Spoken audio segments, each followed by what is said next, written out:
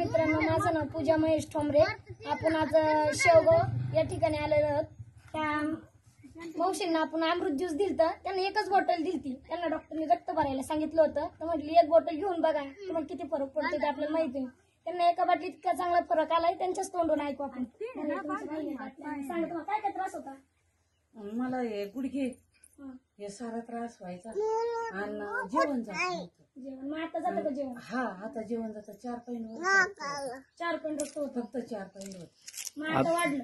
आता वाढ चक्कर बिक्कर म्हणजे डॉक्टरने तुम्हाला रक्त भरायला सांगितलंच होतं का? घालायचंच होतं.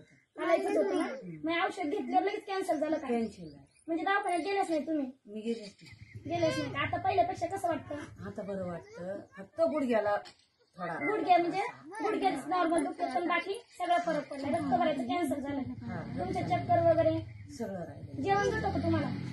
3 टाइम जातं का? पहिले किती टाइम जेवत होते? एकदा जेवले ते 2 टाइम. आता 3 टाइम.